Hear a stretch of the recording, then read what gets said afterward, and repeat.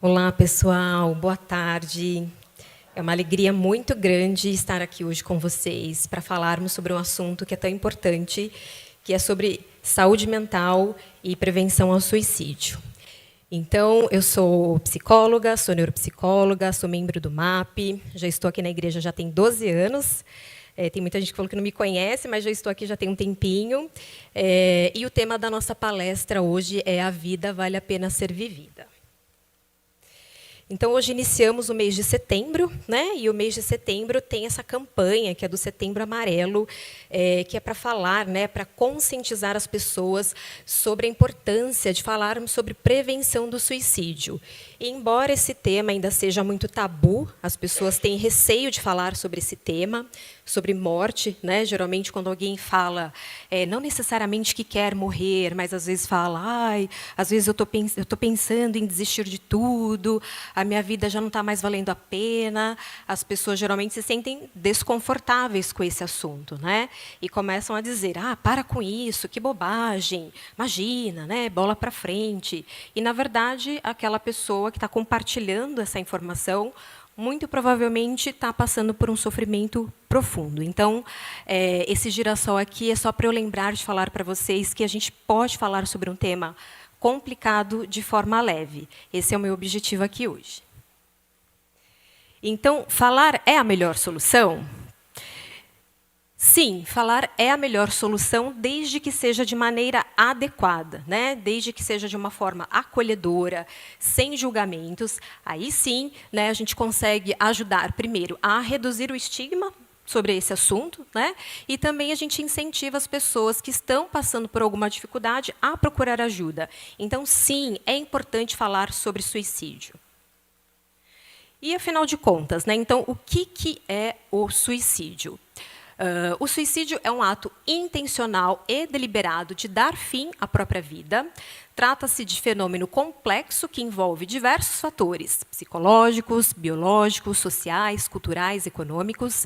O suicídio ele pode ser entendido como resultado de um processo de sofrimento intenso e prolongado, onde a pessoa sente que não há outra saída ou solução para os seus problemas e dores emocionais. Então, vejam só quantas informações importantes nós temos aqui nesse slide. Primeira coisa, o suicídio envolve diversos fatores. Então, não é apenas uma única condição, são diversos fatores. E, muito provavelmente, essa pessoa ela está passando por um sofrimento intenso e prolongado e acha que não há outra saída. E qual que é a importância desse tema? Por que temos que falar, então, sobre suicídio? Primeiro, porque é considerado um problema de saúde pública, e, de acordo com a última pesquisa, né, da OMS, foram registrados mais de 700 mil casos registrados em todo o mundo. Então, é muita coisa. Sem contar, né, nos casos subnotificados, então, estima-se um número mais ou menos por volta de 1 milhão de casos de suicídio. E no nosso país, aqui no Brasil, como é que ficam esses números? No Brasil, os registros se aproximam de 14 mil casos por ano, que dá uma média de 38 pessoas por dia que cometem suicídio. Além disso, 12,6% a cada 100 mil homens e 5,4% a cada 100 mil mulheres que morrem por suicídio. Os dados falam que as mulheres elas tentam mais suicídio, no entanto, os homens morrem mais. E uma explicação para isso é que os homens eles escolhem métodos letais mais agressivos, então por isso que eles morrem mais. Bom, então falando no impacto em números, né? Então considera-se aí por volta de 1 milhão de casos, né, por ano no mundo. 95% desses casos eles podem estar correlacionados com algum transtorno mental, sendo o primeiro deles a depressão, segundo o transtorno bipolar e o terceiro uso de substâncias. No Brasil, 14 mil casos registrados e um dado muito importante e alarmante são jovens, a população jovem. Então, entre os jovens, os dados são ainda mais preocupantes. Na última pesquisa, também, né, da Organização Mundial da Saúde, em setembro de 2022, né, os dados são de 2016 a 2021, houve um aumento de 49,3% nas taxas de mortalidade de adolescentes de 15 a 19 anos. Além disso, entre os jovens de 15 a 29 anos, o suicídio ele foi considerado a quarta causa de morte, depois de acidentes de trabalho, aliás, acidentes de trânsito, tuberculose e violência interpessoal. Então, é um fenômeno complexo que pode acometer pessoas de diferentes idades, sexo, enfim, culturas, classes sociais. Então, vamos pensar um pouquinho na adolescência, já que esse número é tão alarmante para os adolescentes, né? A adolescência, nós sabemos que é uma fase crucial de transição entre a infância e a vida adulta. Então, é uma fase que está acontecendo muita coisa na vida do adolescente, né? É uma fase de mudanças, é uma fase de muitas transformações. Então, a cabecinha do adolescente ali está passando por diversas questões e conflitos, inclusive, né? E só para voltar a reforçar, né? Nós não podemos atribuir uma única causa. O suicídio na adolescência também envolve aí diversos fatores, sejam eles biológicos, psicológicos, sociais, ambientais ou culturais. O que acontece nessa fase, né? O cérebro do adolescente ainda está em desenvolvimento e tem uma região que ela é muito importante, que é a região que se chama córtex pré-frontal, que é essa nossa região daqui. É uma área muito nobre e ela ainda está em desenvolvimento, né? Estima-se que essa região, né, o córtex pré-frontal, ela é a última região do cérebro a amadurecer. Então, ela só ocorre o desenvolvimento completo lá por volta dos 25 anos. Essa região ela é responsável pela a nossa tomada de decisão, controle dos impulsos e pela nossa regulação emocional. E olha só que curioso. Então, essa área, que ela é super importante, o córtex pré-frontal, responsável por sermos mais ponderados, né, tomada de decisão, controle dos impulsos, regulação emocional, ainda está se desenvolvendo. Em contrapartida, o sistema límbico, que ele é responsável pelas nossas emoções, pelas recompensas, né, busca de prazer, essa área ela está totalmente ativada e desenvolvida. Então, olha só o que está acontecendo nessa fase da adolescência, né? Essa desarmonia, entre aspas, né, que é aquela área mais nobre, o córtex pré-frontal, essa região nossa aqui, que é responsável ali pelo controle dos nossos impulsos, ainda está desenvolvida e a parte emocional está totalmente ativada e desenvolvida. Então, o que acontece nessa fase? Justamente nesse período, né, o jovem ele pode ter aí uma tendência a agir de forma mais impulsiva, porque as emoções estão à flor da pele. Né? Tem até um termo hoje em dia que eu vejo os jovens falando que tal fulano está emocionado, é muito emocionado. Né? E esse termo condiz muito com essa fase, porque realmente eles estão ali com as emoções muito afloradas, de fato. Né? E esse controle dos impulsos, que é ali a parte do nosso córtex pré-frontal, ainda não está desenvolvido. Então, o que acontece? Eles podem ter uma maior tendência a se envolver em comportamentos de risco, a ter dificuldade de controlar as emoções. Então, essa é uma das explicações, né? É uma explicação mais neurobiológica, a gente entender um pouquinho do cérebro do adolescente, o que está acontecendo na cabeça do adolescente nessa fase tão importante. Bom, e ainda falando sobre a fase do adolescente, a gente viu aí uma explicação neurobiológica. Mas o jovem, né, o adolescente, ele está passando também por tantas outras questões, né? Pressão social, precisa escolher lá o curso que ele vai fazer a faculdade, qual que vai ser a profissão dele. Então, é uma fase que tem toda essa questão de pressão acadêmica, né? A necessidade de estar inserido nos grupos, né? Quer pertencer a algum grupo. Então, tudo isso vai somando aí para o jovem. Né? Além disso, tem a construção da identidade, da autoestima. Então, são várias questões, né? Questões ambientais, e tudo isso pode gerar aí altos níveis de estresse. Então, coloquei ali uma figurinha de uma menina assustada para prestar o Enem. Então, assim, imagina o quanto de ansiedade que gera esse momento ali na fase do jovem, né, que está tendo que decidir sobre coisas tão importantes da sua vida e que ainda não atingiu essa maturidade mental. Né?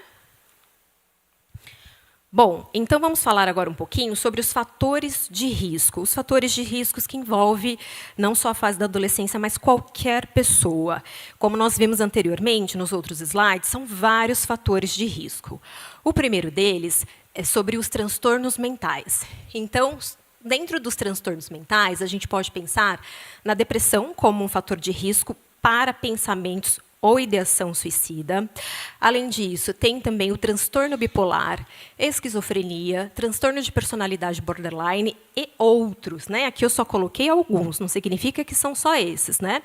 Mas a depressão, ela acaba sendo aí muito um transtorno mental muito prevalente nos casos de ideação suicida. Um outro fator de risco é o histórico de trauma. Então, aquelas pessoas que já sofreram, passaram por algum abuso físico, emocional, sexual, histórico de violência doméstica. Né? Então, tudo isso vai somando. Então, não é apenas um fator. Né? Uma pessoa que, de repente, tem um histórico de depressão e passa por outras condições, tudo isso vai somando, essa pessoa vai tendo maior tendência a pensar em suicídio. Problemas de relacionamento é outro fator de risco também. Então, por exemplo, aquela pessoa que tem conflitos com os pais ou familiares, quando há histórico de suicídio na família, há uma maior chance também de uma outra pessoa pensar em suicídio. Relacionamento amoroso, perdas, né? Então, vou reforçar constantemente. Não é um fator, são fatores em conjunto que podem fazer com que essa pessoa pense em suicídio. Fatores sociais e ambientais. Então, por exemplo, né, vimos lá pressão acadêmica, isolamento social, experiências de perda, a pessoa está enlutada, né? Isso pode favorecer que ela fique realmente mais deprimida, né, e comece a ter pensamentos de morte também. Fatores biológicos, então, por exemplo, desequilíbrio químico no cérebro. A depressão, um dos fatores da depressão é o desequilíbrio químico no cérebro. Né? Outras condições também, como condições médicas crônicas e dolorosas. Abuso de substâncias, né? Então, uso de álcool, drogas, tudo isso vai somando. Né? Influência da internet e redes sociais. Então, o bullying, o cyberbullying, comparações sociais, exposição a conteúdo suicida. E esse fator eu vou abrir um pouquinho para a gente falar mais. Né? Então, a internet e redes sociais. Eu não sei se vocês acompanharam recentemente os noticiários, mas tem, acho que, umas 3 semanas, que um jovem que estudava no Colégio Bandeirantes, ele se suicidou. Alguém ficou sabendo desse caso? Alguém ouviu falar? Muitas pessoas, né? E depois descobriram que esse jovem ele sofria bullying na escola, né? Então, olha só como é importante a gente falar sobre isso. Então, o bullying ou cyberbullying, né, exposição ao cyberbullying, para quem não sabe, é o bullying na internet. Então, hoje em dia, a pessoa publica uma foto, pode fazer montagens de fotos e disseminar essas fotos por aí, e, infelizmente, a pessoa ter ali conteúdos pessoais expostos. Né? Então, isso é muito grave. Comparações sociais e baixa autoestima, um outro problema da internet. Né? As pessoas que ficam tanto tempo na internet, elas começam a comparar suas vidas com o que elas estão vendo ali no Instagram. E, às vezes, aquele recorte faz com que ela fique deprimida, porque ela começa a achar que a vida do outro é muito melhor, que a vida dela não está acontecendo nada, e tem tanta gente passeando, viajando, trabalhando, namorando, fazendo tantas coisas. Né? Ou ficam naquela busca incessante por padrões de beleza, por perfeição. Então, a internet é muito perigosa nesses aspectos. Outra situação é aquela exposição a conteúdos nocivos. Então, infelizmente, na internet, a gente também tem sites e lugares que romantizam o suicídio. Né? Não sei se vocês lembram, já tem um tempo isso, que teve aquele boom que falaram da baleia azul, que as crianças, os jovens, né, eu acho que era um grupo que incentivava aquelas pessoas a fazerem alguns atos, e um deles era cometer o suicídio. Né? Isolamento social, né? Então, o uso excessivo das redes faz com que essa pessoa se afaste do meio real, né, das pessoas, da convivência que ela deve ter ali de forma saudável com os outros, né? E a dependência e desconexão da realidade. Então, quantas pessoas que ficam viciadas nos jogos patológicos, né, deixam de participar de eventos, de festas, de estar com a família, porque ficam tanto tempo ali viciadas nos jogos, na internet. Enfim, eu já atendi adolescentes que, quando os pais cancelaram ali o videogame, ele passou a ter muitas crises de ansiedade, parecia que estava em crise de abstinência porque não podia mais jogar.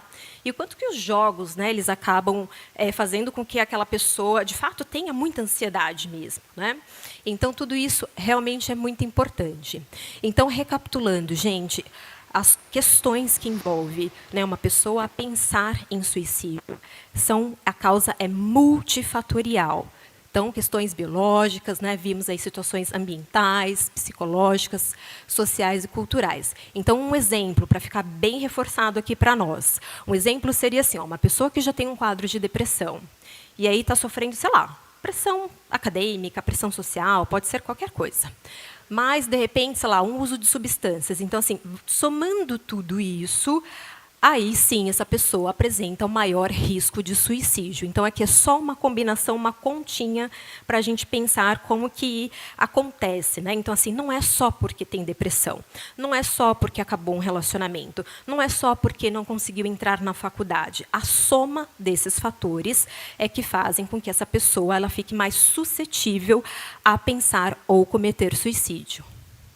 Então, vamos pensar agora sobre os sinais de alerta, mas agora de forma comportamental. Quais são os comportamentos que a gente precisa observar e ficar atentos para ver se, de repente, sei lá, né, o seu filho, o seu primo, o seu amigo, o seu marido, a sua esposa, ou quem quer que seja, o seu amigo, né, como que está ali, né? Que comportamentos que nós devemos observar.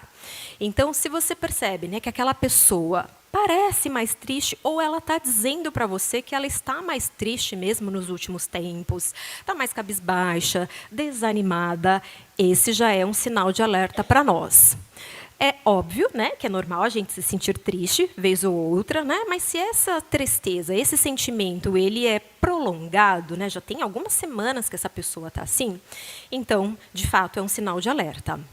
Somando, né? Então, nunca é só um único fator. Então, somando, né, ali o sentimento de tristeza, mais um comportamento, né, a insônia ou a hipersonia, que é o excesso de sono. Né? Poxa vida, meu filho falou que está triste. Semana passada ele falou isso. E agora eu tenho percebido que ele está dormindo o dia inteiro, não sai do quarto, não quer saber de ir para o futebol, não quer saber de ir, sei lá, para a igreja, né? Está dormindo o tempo todo, ou está dizendo que não conseguiu dormir a noite toda, ficou acordado, foi dormir de manhã e perdeu até a escola. É outro sinal de alerta. Além disso, pensamentos frequentes de ideação suicida ou de morte. A pessoa, muitas vezes, não vai falar isso. Eu estou pensando em me matar. Não vai dizer. Ela vai dizer assim, às vezes me dá vontade de desistir de tudo. Se eu dormisse para sempre, eu acho que seria melhor. Então, são frases importantes, né? Perda de interesse no prazer das atividades. Sabe aquela pessoa que adorava ir lá para o shopping, ir ao cinema, ir para a igreja, e aí você chama e a pessoa fala assim, eu não estou mais afim, estou cansada, hoje não, eu acho que não vai ser legal, eu acho que melhor não, vai você. Né? Então, começa a perder o interesse, o prazer nas atividades que antes ela gostava. Né? Se chama anedonia. O humor mais deprimido grande parte do dia, quase todos os dias, né? Então, como falamos ali, se sentir triste, mais melancólico, cansaço frequente ou perda de energia, né? A pessoa está sempre cansada, né? Tudo que você fala ali, a pessoa fala, mas eu estou tão cansada, não, estou desanimada, né? Ou então a pessoa está muito agitada, né? Aquela coisa de estar o tempo todo fazendo muitas coisas, né? Uma agitação excessiva, sentimentos excessivos de culpa, né? Então a pessoa fica ali o tempo todo falando, mas isso aconteceu, a culpa culpa é minha, mas eu que provoquei isso, mas isso é porque eu que causei, né? Capacidade limitada de pensar, então aquela pessoa que está constantemente se queixando porque está muito distraída, né? Não conseguiu prestar atenção na prova, não conseguiu prestar atenção no trabalho, está muito dispersa, não está guardando nada na cabeça. Perda ou ganho significativo de peso, né? Tem uma alteração no peso também, ou está comendo demais ou está comendo de menos. Então, gente, esses comportamentos eles são semelhantes, né, aos critérios diagnósticos do quadro de depressão, né? Pensando que precisam acontecer por mais que 2 semanas, né, grande parte do dia ou todos os dias. Então, precisamos ficar alertas, né? Tá dando para me ouvir bem? Tá? Então, precisamos ficar atentos a esses sinais, né, comportamentais também. Então, pensando em comportamento suicida, né, eu vou falar aqui para vocês algumas etapas do comportamento suicida. E depois vou explicar um pouquinho sobre isso também. Então, pensando o seguinte, né, aquela pessoa que a gente já sabe, de repente, que tem um quadro de depressão, que está passando por alguma situação difícil na vida dela, que está ou não fazendo algum acompanhamento psicológico, né, psiquiátrico. Então, vamos pensar nessa pessoa, né, que está sofrendo, que já compartilhou, que está triste, né, deprimida com as questões. Um dos primeiros pontos, né, para a gente pensar, né, quando ela começa, né, a ter um comportamento suicida, é a ideação suicida. Então, nessa fase, ela começa a pensar em suicídio, né? Ela já está ali tendo muitos sentimentos de desesperança, né, dor emocional intensa, e nessa etapa, né, ela não tem ainda um plano concreto, né? Ela tem ali pensamentos de morte, né? Os sinais de alerta para nós nessa fase aqui é quando ela começa a falar que ela já está sendo um fardo para as pessoas, né? Que ela não vê mais sentido em nada, né? Que as coisas seriam melhores sem ela. Então essa é a primeira etapa, que se chama ideação suicida, que é quando ela está pensando em morrer, mas ela ainda não tem um plano específico para isso.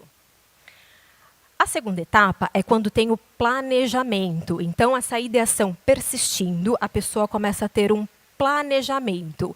E isso inclui escolher um método, um local, uma hora, né, ali, uma logística para ela não ser impedida. Então, é quando começa a ter o plano, né? E aí, nesse caso, o risco de suicídio aumenta significativamente quando a pessoa já começa a pensar no plano. E um dos sinais de alerta para nós, na fase do planejamento, é que essa pessoa ela começa a dar alguns sinais, mais ou menos assim. Ela já começa, de repente, a doar suas roupas, escrever carta de despedida, né? Já começa a se livrar de algumas coisas ali, porque ela já está pensando em executar, de fato, o plano, em dar fim à própria vida. Então, também temos que ficar bem atentos a esses sinais. O terceiro passo é quando tem a tentativa, de fato. A pessoa ela tentou, né? Fez alguma coisa ali e tentou. Muitas vezes, né, essa tentativa, a pessoa ela é socorrida com vida, né? Nesse momento da tentativa, muitas vezes também é um pedido de ajuda, né? Porque não necessariamente essa pessoa ela quer morrer, mas ela quer sim dar fim àquele sofrimento que ela está sentindo.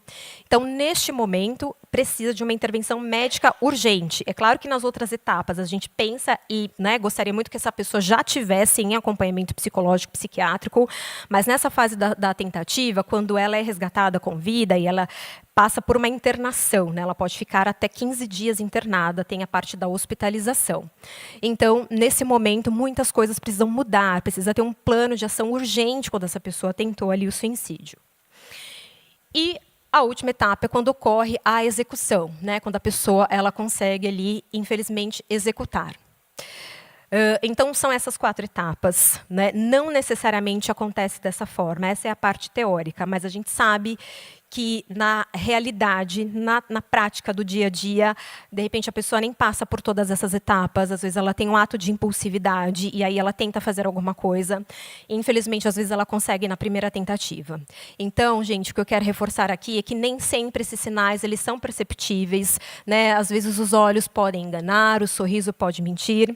Então, assim, não se culpem, né? Porque, infelizmente, às vezes essa pessoa ela tem uma atitude impulsiva e ela consegue cometer o ato. Bom, Então, essa pirâmide aqui ela é bem conhecida, né? De cada 100 habitantes, 17% tem pensamento suicida, 5% planos de suicídio, 3% tentativa de suicídio e 1% são aquelas pessoas que são socorridas no pronto-socorro. Bom, então, falamos já em alguns momentos aí algumas frases de alerta, mas sempre importante reforçar.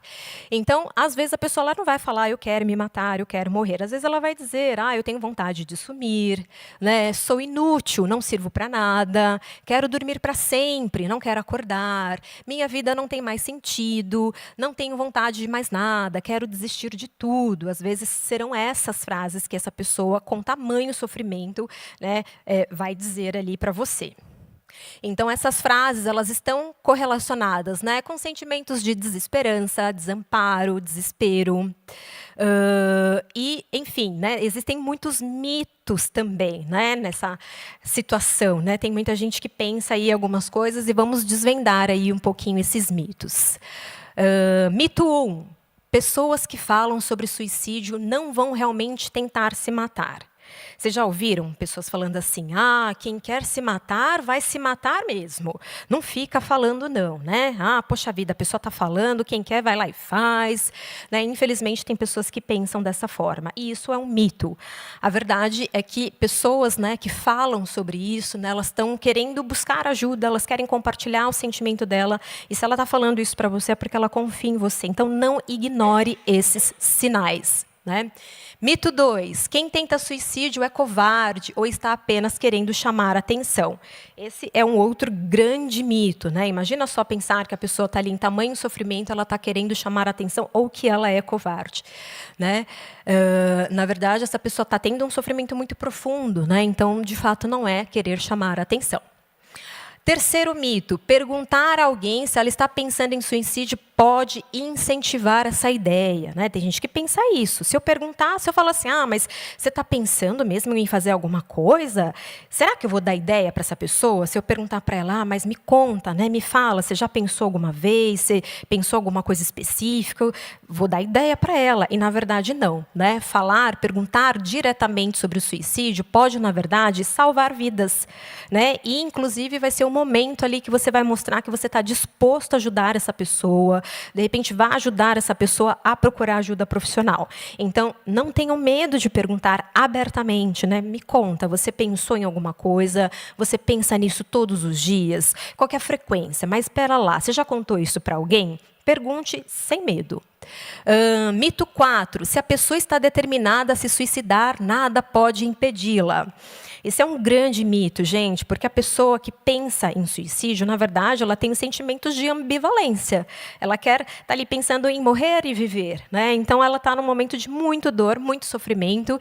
E, de fato, se você consegue, né, ali ajudar essa pessoa a procurar ajuda, tudo isso pode fazer muita diferença na vida dela e pode, inclusive, ajudar a salvar a vida dessa pessoa. Então, o que não devemos fazer? Né? Uma das primeiras coisas que nós não devemos fazer é ignorar essa situação. Se alguém comentou com você sobre isso, né, então jamais fale assim, eu não vou nem falar nada, porque, enfim, né, também não quero problema para minha cabeça. Não ignore a situação. Né? Ou condenar, julgar, falar, isso é covardia, que frescura, né? Pecado você falar isso. Imagina, tira isso da boca. Né? Jamais façam isso. Banalizar, né? Falar, é por isso que você quer morrer? Eu já passei por coisas piores na minha vida. Né? Jamais façam esse tipo de banalização, né? Condenação. Ou dar sermão, né, para a pessoa, falar, mas tantas pessoas com problemas mais sérios que você tem tudo em casa, olha só, né? Tem tantas pessoas aí que estão passando fome e não estão pensando em se matar. Então, não vai ajudar a pessoa a dar esse tipo de sermão.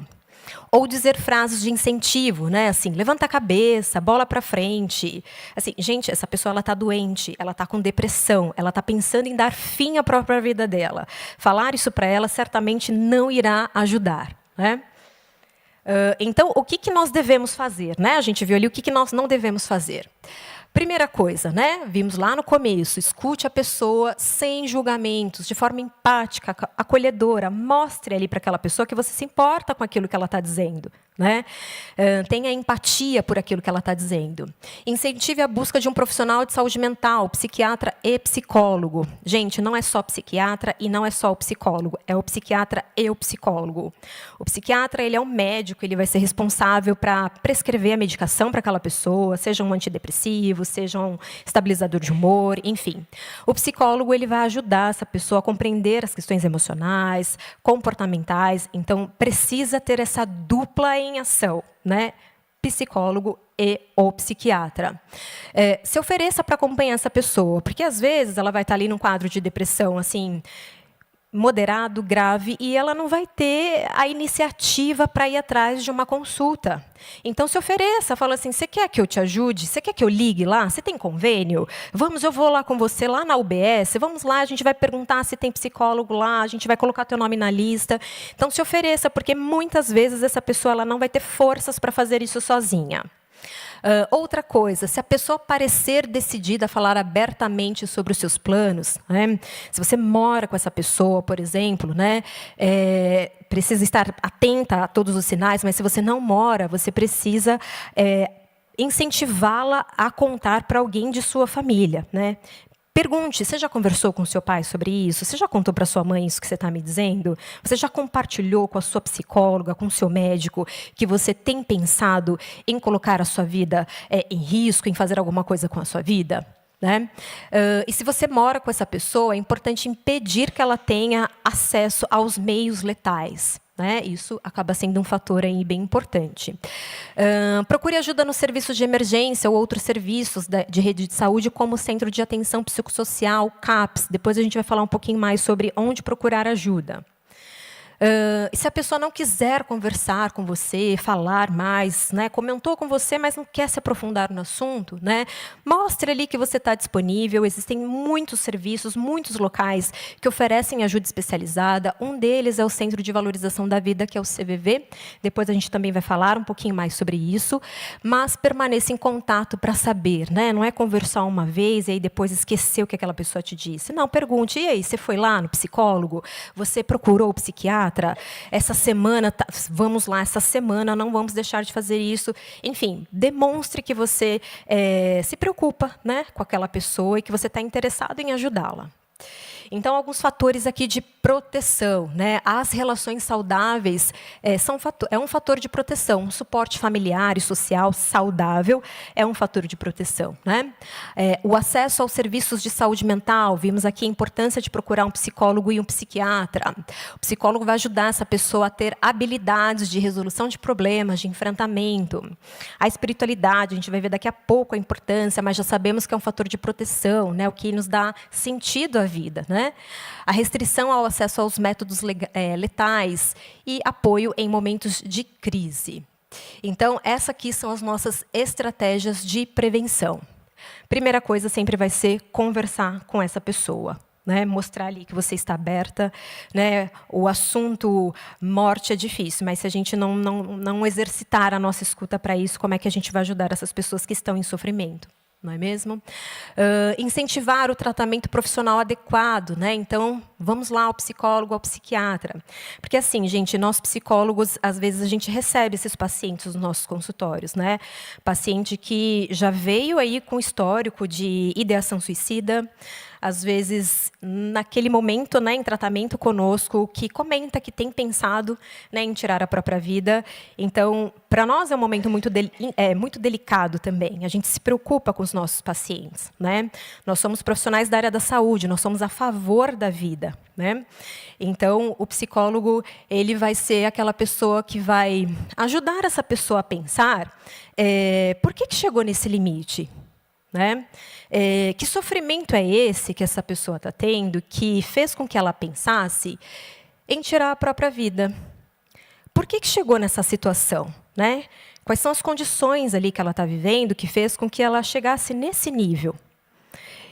E, juntamente ali com aquele paciente, a gente vai ajudá-lo a desenvolver estratégias e ter autonomia para que ele possa construir uma vida que vale a pena ser vivida. Então, nós, psicólogos, nós vamos ajudar os nossos pacientes, quem chega no nosso consultório, primeiro a compreender que sofrimento é esse, que situação é essa, por que chegou nesse limite?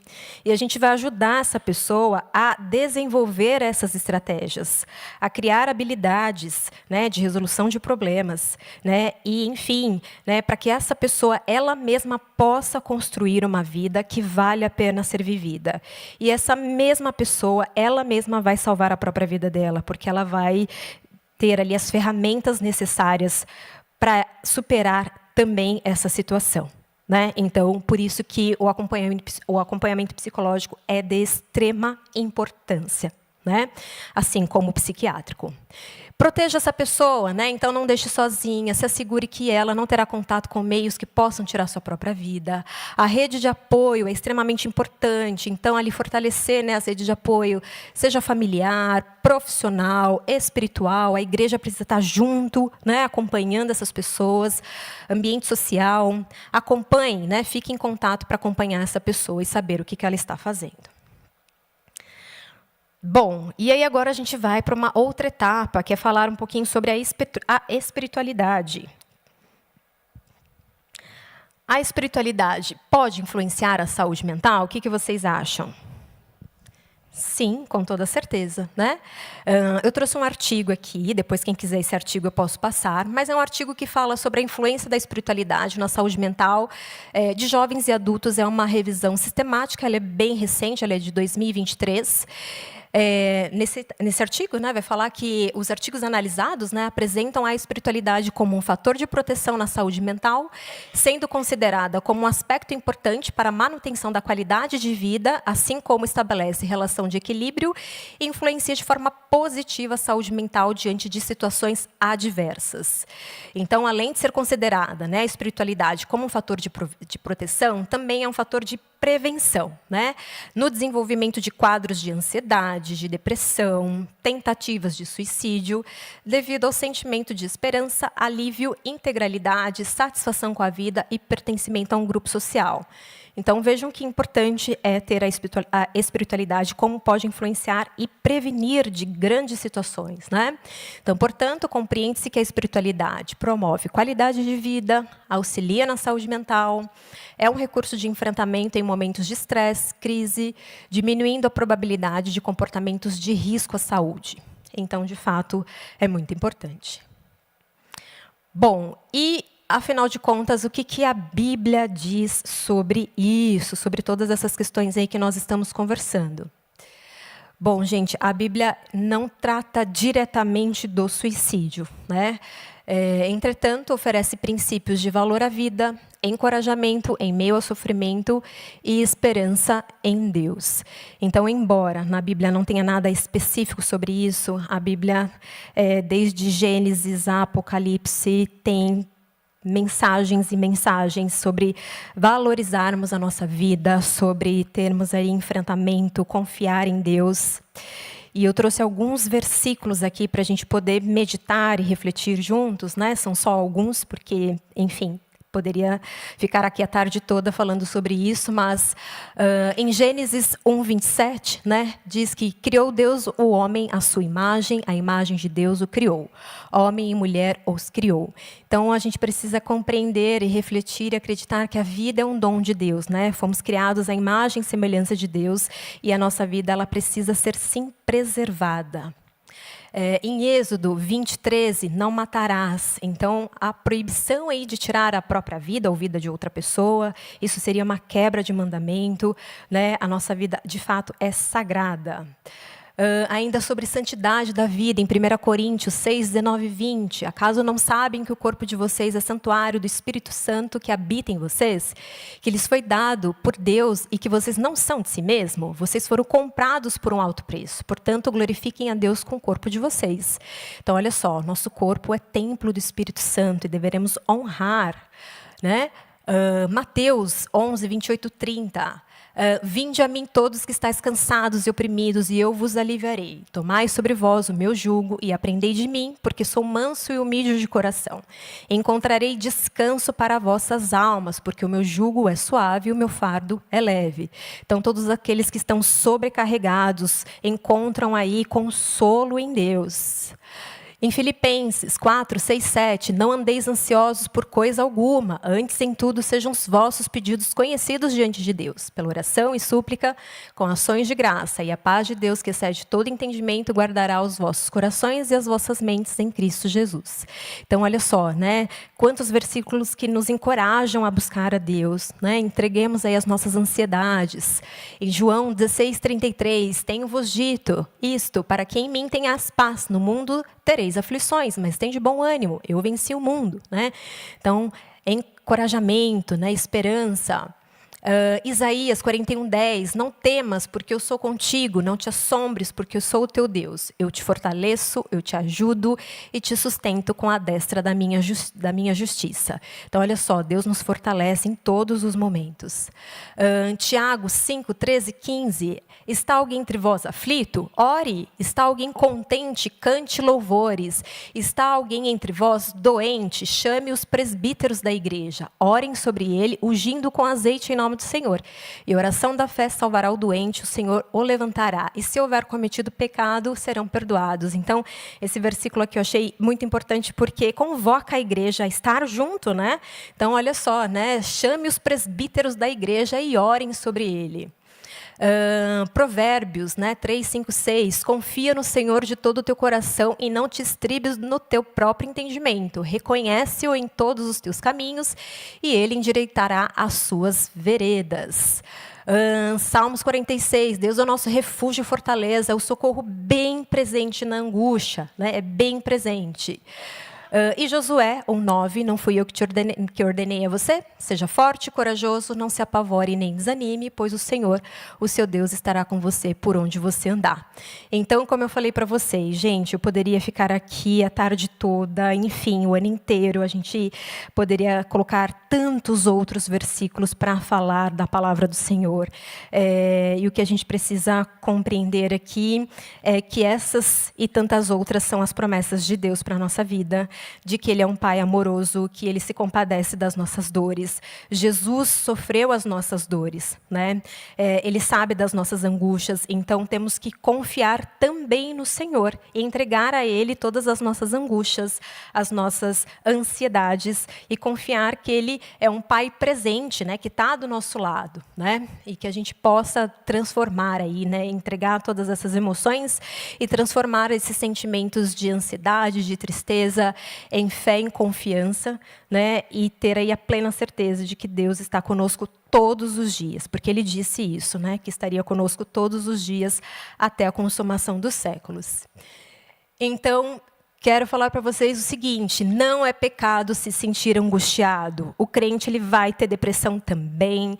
Depressão não é falta de Deus, depressão não é frescura, não é pecado se sentir angustiado. O sofrimento ele só é insuportável se ele não for cuidado. Então, tenham fé, né?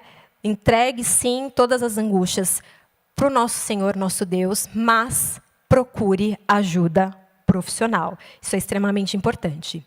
E onde procurar ajuda? Então, no CAPS, Centro de Atenção Psicossocial, na UBS, Unidade de Pronto Atendimento, Centro de Valorização da Vida. No final, vocês vão receber um folhetinho que vai ter todos esses lugares, com todas essas informações. Procure a nossa igreja, procure o nosso serviço de atendimento psicológico. Em caso de emergência, ligue para o SAMU 192, né? Então, assim, é uma situação urgente, não dá para esperar. Ligue 192. E o Centro de Valorização da Vida, que é o CVV, é um serviço especializado, né? Não sei se todos conhecem, mas é um trabalho voluntário, né? É gratuito, né? Funciona 24 horas por dia. Então, quem tiver com alguma situação ali, quer conversar com alguém neutro, né, que não conhece, pode ligar para esse número. O atendimento ele é sigiloso, gratuito e acolhedor. O número é 188, vai ter no folheto também que nós vamos entregar para vocês. E Por último, acho que eu corri um pouco, mas quero terminar com esse versículo, João 10:10. O ladrão vem senão a roubar, a matar e a destruir. Eu vim para que tenham vida e a tenham com abundância. Então, gente, são essas as informações que eu queria trazer para vocês. Né? Falar sobre suicídio ainda é um tema muito delicado, é um tema que ainda é considerado tabu, mas nós precisamos falar sobre suicídio, precisamos falar sobre saúde mental, precisamos estar atentos às pessoas que convivem com a gente, todos aqueles sinais que falamos hoje. É claro, é muita coisa, mas preste atenção no seu familiar, no seu filho, no seu amigo, no seu colega de trabalho. Às vezes você vai ser aquela pessoa que vai incentivá-lo a buscar ajuda. Às vezes você vai fazer a diferença na vida dessa pessoa. Então a gente não pode perder ninguém. A gente precisa sim estarmos de fato atentos ali às pessoas que convivem conosco. Então é isso. Queria agradecer a presença de vocês e fico à disposição se precisar. Quero agradecer, Flavinha, né? É um presente de Deus, em primeiro lugar. Depois é um presente da Igreja Batista da Liberdade. Depois é um presente do Ministério de Apoio Psicológico, né, que existe há 28 anos. 28? 27. Vai continuar existindo. Então, é isso. É um coração cheio de gratidão, né, Flavinha? E vocês não imaginam, ou imaginam e sentiram, né, assim, o grau de conteúdo que Flávia trouxe, né? Assim, quando ela acabou, eu falei, gente, ela deu conta de tudo em uma hora. É preciso a pessoa ter isso dentro dela para poder passar com tanta segurança, então, né? Logicamente. E eu queria que Flavinha só falasse um pouco mais, porque é muita coisa que dá para várias palestras, não uma só. Mas sobre uma questão grave que pega a igreja, pega líderes e pega pastores. Eu tenho uma prática clínica de 43 anos, comecei bem cedinho. E eu nunca vou esquecer, Flavinha, de uma pessoa que eu cuidava, delicadíssima, assim, uma pessoa que tinha ideias suicidas, planejamento, frágil, muito frágil. Consegui, com o tratamento, que ela entrasse num processo psiquiátrico de apoio também, para dar mais condição. E ela, de repente, foi evangelizada, ela não era evangélica, e o pastor me fez um desserviço que podia ter matado essa pessoa. Porque ele disse, se você está sendo uma nova criatura, você não precisa de nenhum apoio e não precisa de remédio. Esse homem, por ordem de Deus, não me deixou, porque ele tinha uma adesão, aí era o plano de Deus, é maior do que o dos homens, né? Ele não deixou a terapia, mas ele disse, Fátima, eu não posso agora. De acordo com a minha nova experiência, agora para isso. Eu ali, né, também irmã dele, e sem poder dizer, esquece, esse cara é louco, ele está dizendo que não sabe, ele pode matar você, eu não podia dizer isso, né?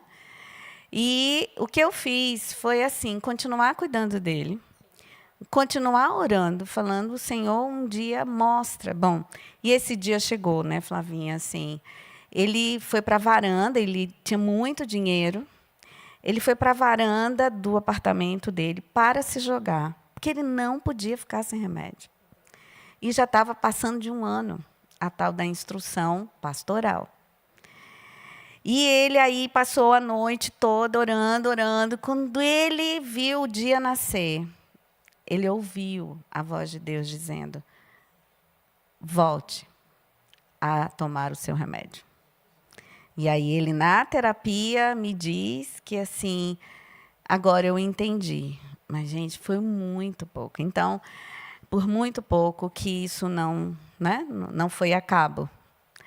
Mas, veja, por causa de uma instrução pastoral, né? Então, eu queria que Flavinha reforçasse isso, né? Um apelo a líderes e pastores.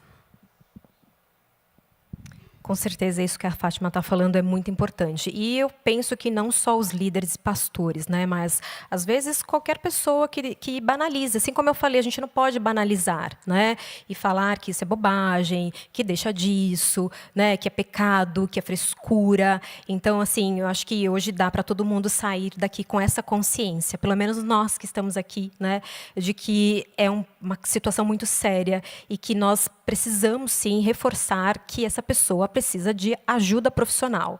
É a mesma coisa de repente, sei lá, né, tem uma pessoa que está compartilhando com você que ela acabou de receber um diagnóstico de uma doença terminal. Você vai dizer o quê para ela? Não tome remédio? Não procure ajuda? E por que para as dores emocionais, então, é o deixa disso? Né? Por que para as dores emocionais, enfim, vai só orar? Né? Vai orar, claro, mas vai procurar ajuda profissional também. Né? Ninguém falaria isso para quem disse assim, olha, recebi um diagnóstico de uma doença terminal. Né? Falaríamos, nossa, você já procurou um oncologista, você já procurou um médico, você já começou o seu tratamento? Né? Ficaríamos ansiosos ali para que aquela pessoa fosse procurar ajuda. Então, gente, para as nossas dores emocionais, precisamos ter esse entendimento também. Até porque, se não estivermos bem emocionalmente, nada anda bem na nossa vida. Nosso trabalho não anda bem, nosso relacionamento não anda bem, nada anda bem na nossa vida. Então, precisamos cuidar daquilo que é mais precioso, né, que são as nossas emoções. Então, nada de banalizar ou, enfim, né, penso que aqui a nossa igreja dá esse espaço para a gente poder falar sobre isso. Então, com toda certeza, é um reforço para que, enfim, né, todas as pessoas tenham esse olhar, não só, né, os pastores, mas todos nós tenhamos esse olhar da importância que é buscar ajuda profissional em situações como essa. Oi, Flavinha, obrigada pela ótima palestra, né? Mas eu tenho uma dúvida, se caso a própria pessoa que está passando por esse momento, ela tenha resistência em receber essa ajuda. Aí, como que a gente deveria, né, fazer para que ela procure? Nessas situações, assim, eu acho que nunca vai ter uma regra, né? Eu acho que isso vai ser tudo muito peculiar mesmo, né? Mas é claro que a ideia é que, por mais que ela mostre resistência ali num determinado momento, a gente não desista dessa pessoa, né? Que, de alguma forma, a gente possa oferecer alguns canais ali, né? Então, por exemplo, tem o CVV, que não é um tratamento psicológico, né? De repente, ela vai... você se oferece para ir, às vezes, até num clínico geral, que não é um médico psiquiatra específico ali, mas, enfim, às vezes uma fala de uma outra pessoa, né, de uma autoridade médica, às vezes pode fazer com que essa pessoa, aos pouquinhos, vai se abrindo mais. Mas eu penso que assim não tem uma receita assim de como fazer. Eu acho que isso vai muito no peculiar ali mesmo com aquela pessoa, né?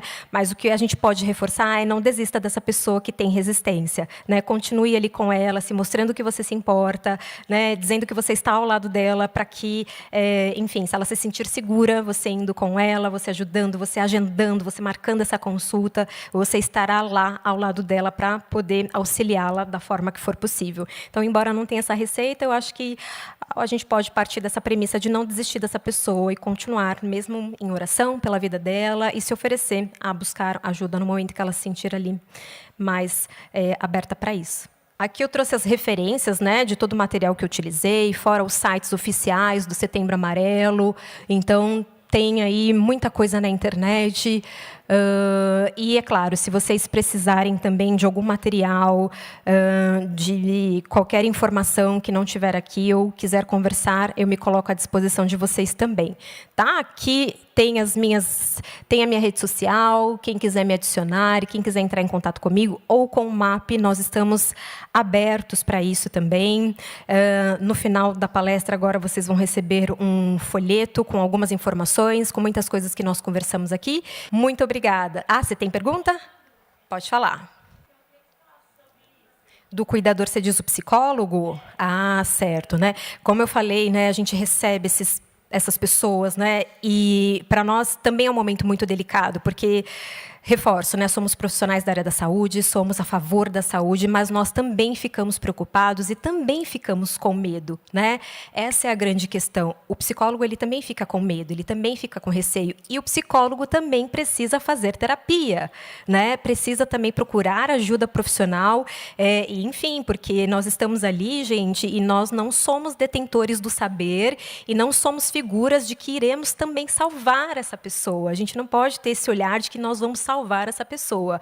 A gente vai ajudar essas pessoas, né, a, de fato, entender o que está acontecendo, por que chegou nessa situação, por que chegou, né, em tamanho sofrimento, né, por que está tão profundo, e aí nós vamos ajudar essa pessoa a desenvolver essas ferramentas, a ter essas habilidades, para que ela possa construir uma vida que vale a pena ser vivida, que é o tema da nossa palestra hoje. Então, o profissional, ele precisa se cuidar, para que ele também não fique ansioso, né, quando está ali com aquele paciente que requer essa atenção mais delicada. Então, estar com a terapia em dia já é um bom caminho. Tá bom? Gente, muito obrigada. Tem um cafezinho ali no final. Agradeço a presença de todos vocês.